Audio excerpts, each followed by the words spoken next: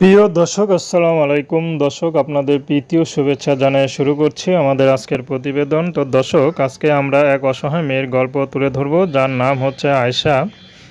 আয়েশার বিয়ে শাদী হয়নি। আয়েশা সপ্তম শ্রেণী পর্যন্ত পড়াশোনা করেছে আর পড়াশোনা করতে পারেনি, কারণ আয়েশার বাবা একটা বিয়ে করে চলে গেছে। বর্তমানে আয়েশার মা আছে আর আয়েশার ছোট একটা ভাই আছে। তো ভাইকে মাদ্রাসায় হয়তো দিবে, কিন্তু কিভাবে দিবে, ভর্তি করা তো অনেক টাকা লাগে। তো এই জন্য এখন চিন্তা ভাবনা করছে কি করবে। তো এখন আয়েশা ইউটিউবে এসেছে বিয়ে শাদীর জন্য। যদি কেউ তাকে এই দুঃসময়ে পাশে দাঁড়ায়, সে যদি বিয়ে করতে চায়, আয়েশা বিয়ে শাদী করতে রাজি আছে। আয়েশার ব্যক্তিগত কোনো পছন্দ নেই। যদি আয়েশাকে ভালোবেসে যে আপন করে নিতে পারবে, সে বিবাহিত হলেও আয়েশা বিয়ে শাদী করবে। আয়েশার ব্যক্তিগত কোনো পছন্দ নেই, কখনো স্কুলে থাকতে প্রেম ভালোবাসাও করেনি। আয়েশার একটি কথা যে আমার এই দুঃখের দিনে পাশে থাকবে। সে মানুষটি যদি বিবাহিত হয়, আয়েশা তাকে বিয়ে করতে কোনো আপত্তি নেই।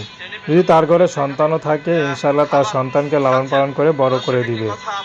তো আয়েশা এখন কিছু করে না। তো আয়েশার মা বর্তমানে পরের বাসায় কাজ করে। তো আয়েশা বলে যে তোমার কষ্ট করার দরকার নেই, আমি করি, কিন্তু তার মাই দেয় না, কারণ মান সম্মান একটা ভয় আছে।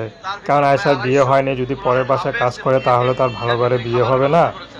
তো দর্শক, এই ছিল আয়েশার জীবনে সংক্ষিপ্ত জীবন কাহিনী। তো প্রেম, ভালোবাসা, সাহায্য, সহযোগিতা, বিয়ে শাদী করা একান্ত আপনাদের ব্যক্তিগত ব্যাপার। আসসালামু আলাইকুম।